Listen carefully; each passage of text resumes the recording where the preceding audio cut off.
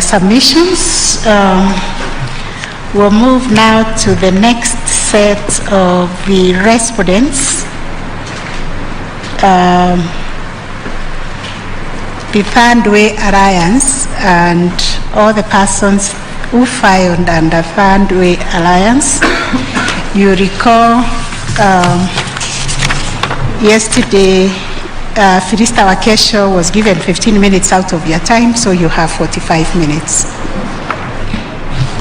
Thank you, Honorable Chief Justice. My name is Elias Mutuma. I appear for the 7th, 8th, and 9th respondents. I appear alongside Counsel Caroline Gerono. For the record, my lady, we have filed our submissions dated 9th of December 2021 and a case digest dated 21st of December 2021. I will be tackling 3 issues. One is the nature of a popular initiative and whether it is available for use by the President or the state. I'll also tackle the issue of public participation in as far as a popular initiative is concerned. My lady and my lords, I am persuaded to rely on the words of Shakespeare, who says that a rose by any other name shall still smell as sweet. I wish to add that a skunk in the same measure by any other name shall smell as bad. My lord, this initiative that has been brought to your attention has been branded a popular initiative. There is no name changing that is going to change the character of this initiative. It remains a skunk. It remains a presidential initiative as opposed to a popular initiative, and I'll demonstrate that as we proceed. It is our submissions, my lady and my lords, that the President is expressly prohibited from pursuing a popular initiative as a means to amend the Constitution. I will be supporting that argument with 2 grounds. One is the fact that sovereign power belongs to the people. This is captured under Article 1 of our Constitution, where the people can exercise that power directly or indirectly. A constitutional change process is a legislative duty, part of the sovereign power that the people can exercise. They either exercise that legislative duty directly or indirectly. In some instances, the people have donated that legislative duty to Parliament, and only Parliament, not to any other person. At no point have the people donated or delegated legislative power to the President. So if the President then purports to exercise legislative duties, then he's going against the delegated powers. His, we submit, is exercise of executive authority. It has nothing to do with legislation. Now the people have delegated legislative duty to Parliament in matters amendment of the Constitution under Article 256. That is very express. They have retained the exercise of the direct legislative duty to themselves under Article 257. At no point do we see, right from chapter 1, in fact from preamble to the last chapter of the Constitution, the people delegating or giving away that legislative duty to the President or any other person. So then when the Attorney General argues that there is nothing wrong with the President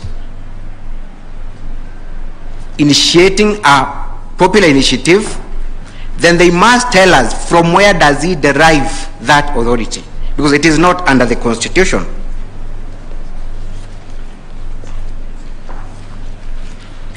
Article 1 of the Constitution, again, is very clear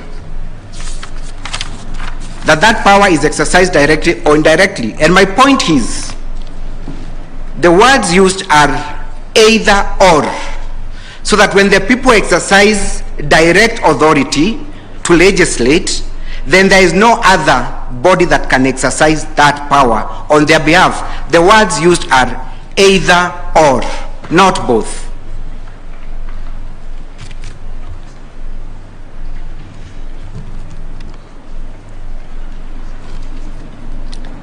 The provisions of Article 131, and I want to address my landed senior, Mr. Kamau Karori, do not include legislative duty.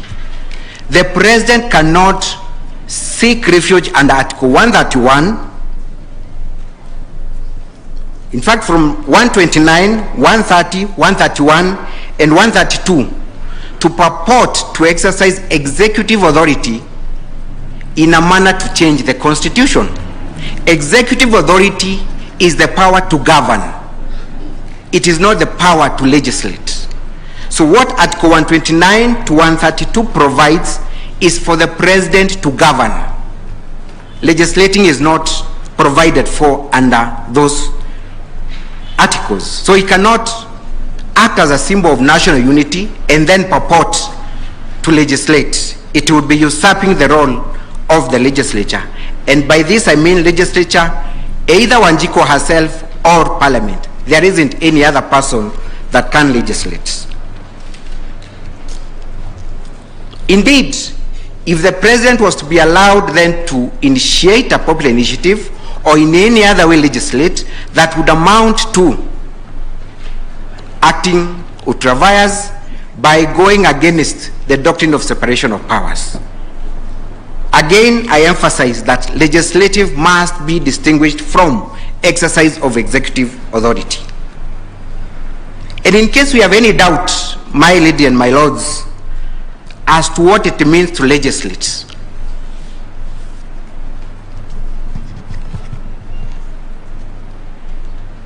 a first-year law student knows that legislation is the process of enacting into law.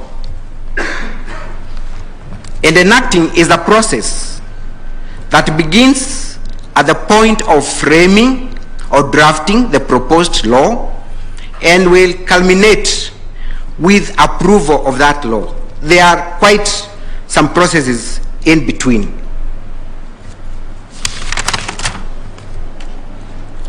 Therefore then, the person who enacts a law must be the person who frames a proposed law. So if the President frames, conceives the idea that we need to amend the law, then it is him who is enacting that law. When you look at Article 255 of our Constitution,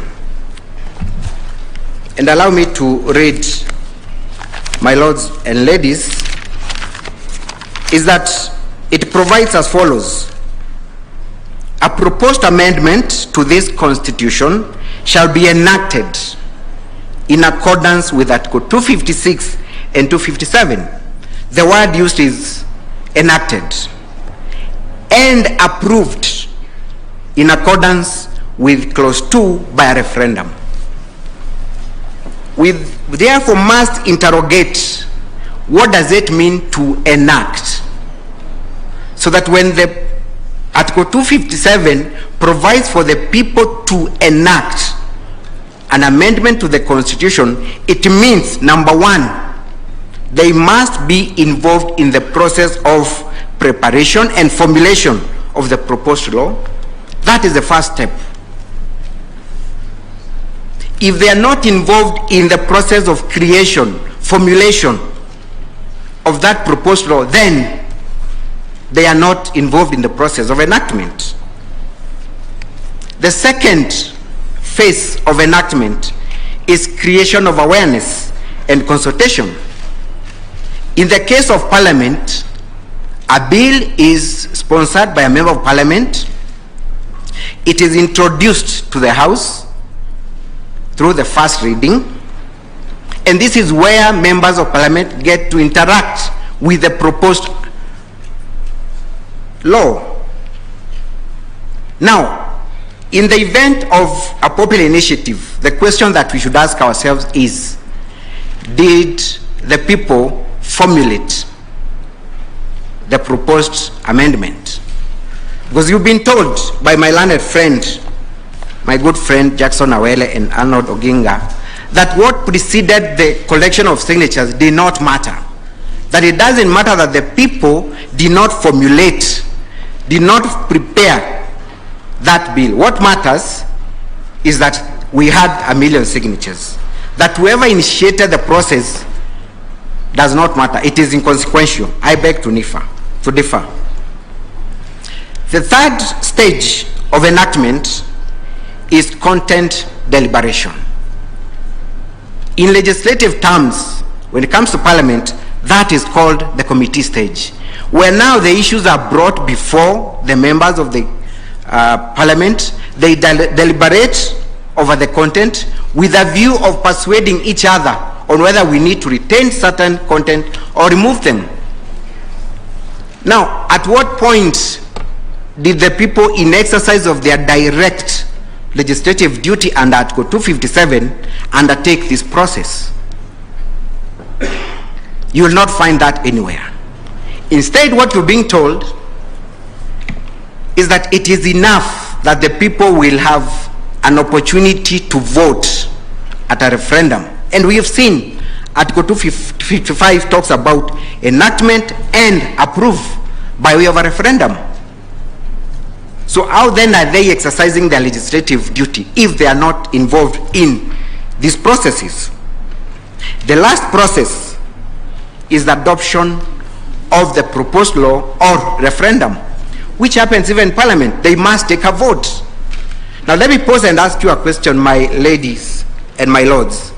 Suppose a bill is brought to parliament from God knows where, and it goes straight to the third reading, and members of parliament are asked to vote for it. If they vote for that proposed law, will it become a proper law? Have they enacted that law? The answer is in the negative. That is what the appellants are telling you, that we should not worry about where that bill is coming from. We should not worry about the level of our participation. Ours is just to endorse. Then we will not have enacted that law. We will have endorsed but not enacted, contrary to section 255, 256 and 257.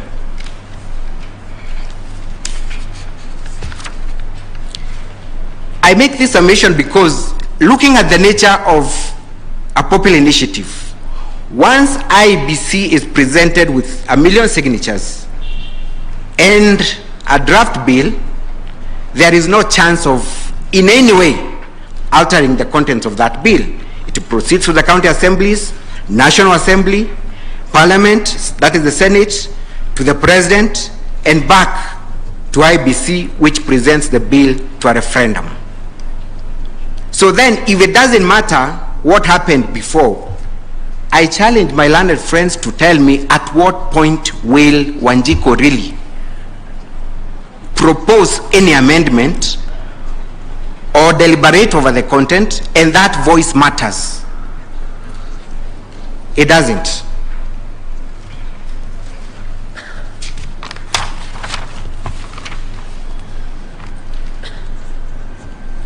Three questions that the court must ask itself to understand whether this is a popular initiative or not, or whether the president can do that. Did the people participate in the formulation?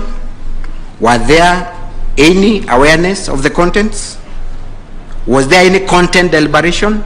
If no, then the court must be very clear that this is not a popular initiative. It is something different.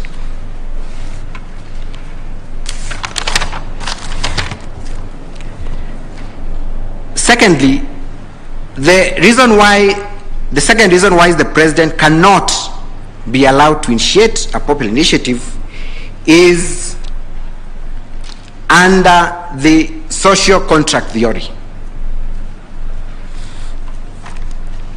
Now, under this theory, my ladies and my lords, we have two parties. On one end, we have the governors, that is the government, and the governed, that is the people. So when the people elect their governors, they remain at one end of that contract. The governors are on the other end. The president, in this context, is the governor, the government. The people remain as the governed. Now, in a social contract theory, it is the people who create the form of government and the framework of governance. It is not the other way around. Then after doing that, they donate the power to the governor to govern them in accordance with what they have already formulated. Therefore, the president cannot now shift goals from being a governor and now start formulating a form of governance and subject it to the governed. That would be in breach of the social contract theory. Now, just to emphasize on that point, the Constitution under Article 131(2) provides for exactly that. That a president will be given a constitution, he will be given an already created governance framework, and is required, number one, to respect, uphold, and safeguard that constitution. He is also supposed, under the same article, to safeguard the sovereignty of the republic. The republic is that he must recognize that these are the people who created this form of governance. These are the people who created this constitution. I have a duty to respect, to uphold, safeguard this constitution. So it is not for the president to create the constitution. It is not for the president to make the constitution or remake it. That is given to him once he enters into that social contract with the people. Now, purporting to remake a constitution will inevitably lead to him violating that duty under Article 131. Because under the social contract theory, the citizens are the right bearers and the governors are the duty bearers. So what the president has is a duty. What the people have is a right. His duty, as I've explained, is under Article 131 to safeguard that constitution. And just to ensure that the president understands this duty clearly, the third schedule of our constitution provides an oath of office, which states again as follows: that the president swears to obey, to preserve, protect, and defend the constitution. I'm only interested in one word in those 5 words: to preserve. Ordinary English means to maintain in the original state. That is what he swears to do, to preserve the constitution. So upon the end of his term, and he has changed the constitution, will he have lived to his oath of office to preserve that constitution? It doesn't. He will have breached the constitution. Now, I find it a bit glaringly contradictory for the Attorney General to argue on one hand, and I think my learned friend Mr. Avi has touched on this, but I need to emphasize that indeed the president is an ordinary citizen for the purposes of enjoying rights under Article 19. Well, that is true, but then it is only true at the beginning when he is seeking to cross to the other floor, to become the governor, not the governed. So at that point, the president is at the same footing with every other citizen. But the moment he swears to defend the Constitution, the moment he's given state authority, then he crosses over. And Article 24 now must come in to limit the exercise of his private rights. And the reason being, it is very difficult for you to distinguish between the president as a person and the president who occupies the office. Still, even if he says, I am a private citizen, state resources are still at his disposal. His political influence is still at his disposal for use. It is for that reason, and as a matter of necessity, that now Article 24 must come in and limit the exercise of his rights. And that is also confirmed by Article 143, because my learned friends cannot argue, on one hand, that indeed the president is an ordinary citizen, but still, under Article 143, he enjoys immunity. It is a contradiction. It must mean that Article 143 comes in because he's been elevated above the ordinary citizen.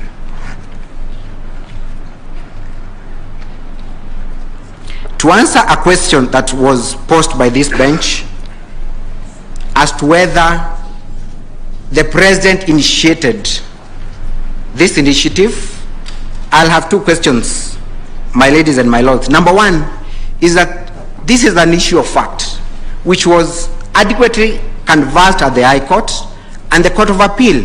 My understanding is that that is a settled issue that we cannot revisit at this stage.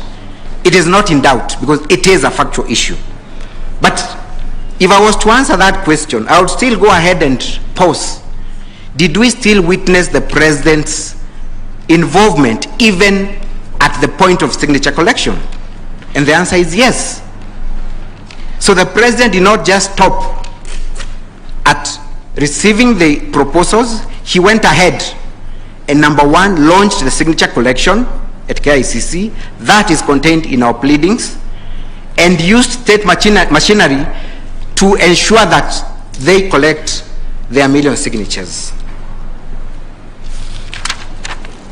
On the question of public participation, I think there is no doubt, my ladies and my lords, that public participation has been entrenched in our Constitution and Article 10. The question is, what is the level and threshold of public participation in a process such as amending the Constitution? Now, to answer this question, we do not even need to go very far. I'll refer you, my ladies and my lords, at the preamble of our Constitution, which, with your permission, I'll read. And I'm looking at the last two bits of our preamble. In exercising our sovereign and inalienable right to determine the form of governance of our country, and having participated fully in the making of this Constitution, we adopt and enact and give this Constitution to ourselves and to our future generations. Now, I pick a few things from there. Number one is that the people are saying we have the sovereign power, the inalienable right to determine our form of governance.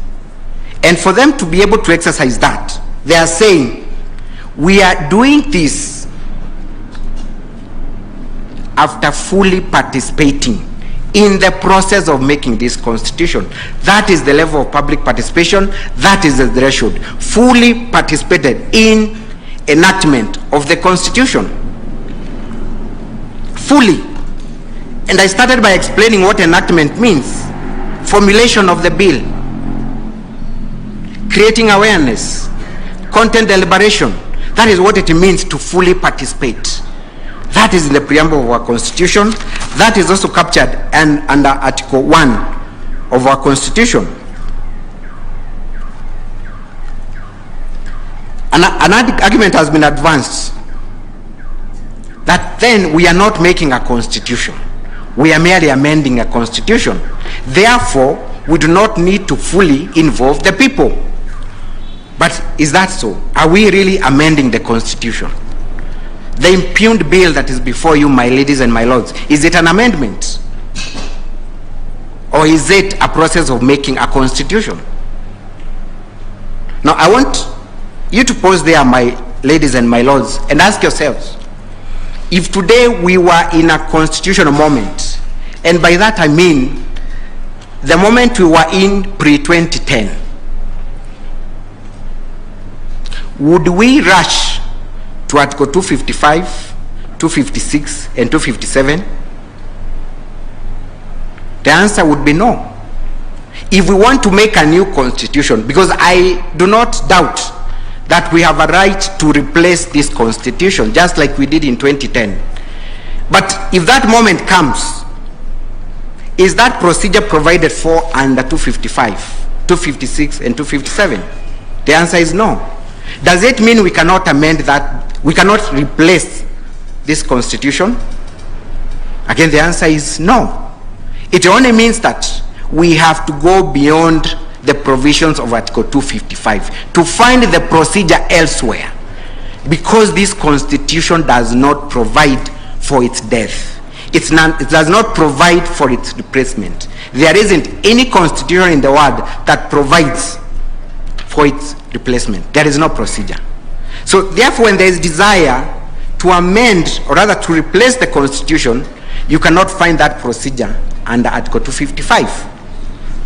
I started by arguing that this was not an amendment, and I will refer you to the Black's Law definition of an amendment, and my learned friend Harvey has mentioned a bit of it. I'm referring to the Black's Law Dictionary, the 9th edition, at page 94. An amendment is a right to correct or rectify. Now, the same Constitution has provided the meaning of repeal, which is what I'm talking about, replacement. And this is how it defines it. A repeal is done by specific declaration of a new statute or law. That is what we did in 2010. We declared a new statute, a new law, and did away with the one we had. That is called an express repeal. The same law dictionary now goes to the second definition of repeal, which is implied repeal, which has been defined to mean where the new law or the amended law brings about irreconcilable difference or conflict between the old law and the new law, such that the new law cannot be mentioned to go hand in hand with the previous law. It is our submission that the bill before you was an implied repeal to our Constitution. Why am I saying so? This bill has some irreconcilable conflict with the form of governance that we have under the 2010 Constitution in terms of separation of power, in terms of the independence of the judiciary, in terms of the form of governance. So you cannot talk about this Constitution and still talk about interfering with separation of powers through an amendment. It is an implied repeal. It is for this reason that the High Court judges and the Court of Appeal judges identified that for you to alter this Constitution, for you to impliedly repeal this Constitution, you must go beyond 255. You must go outside what is provided for under this law. And that's why they came up with the 4 sequential stages. And that is based on our history. Civic education, public participation, which must entail collection of views, consultation through assembly debates, consultation and public discourse, and finally, a referendum. You have been told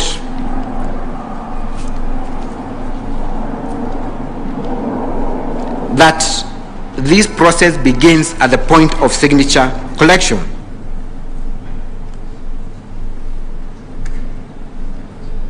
I beg to differ.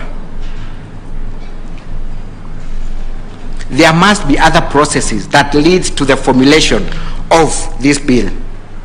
It is only through a full sequential process that we are able to achieve all the stages of enacting a law, because in this case we are exercising legislative duty.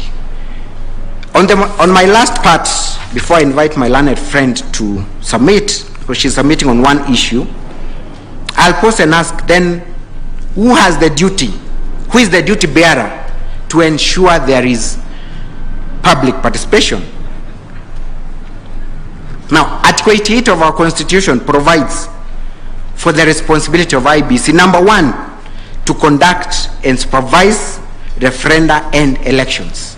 So once IEBC has been presented with their million signatures, and not just signatures, the law provides that those signatures must be in the company of a draft bill.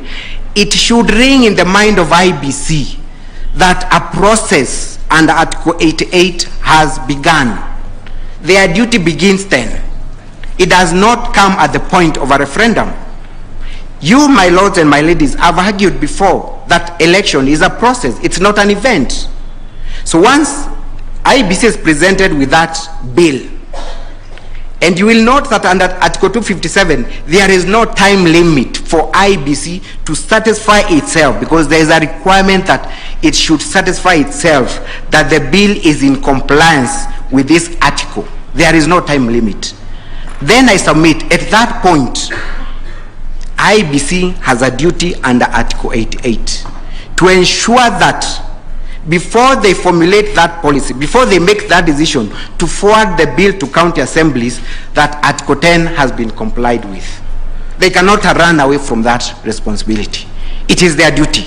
They must know at the end of the day, this is a bill capable of going to a referendum. So a process has begun.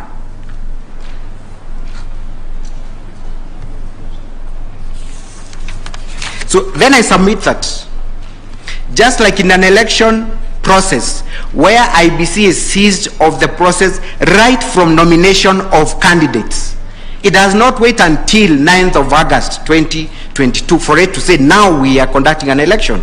They begin their mandate as early as nomination of candidates. In the same way, once a bill is presented to them, it is upon them to ensure that there is adequate public participation, because time only starts running once the bill is presented to the county assemblies with no option of any citizen's view being accommodated in the bill. I submit that that duty lies with IEBC to ensure that there is public participation once they receive that bill. In conclusion, therefore, I urge you,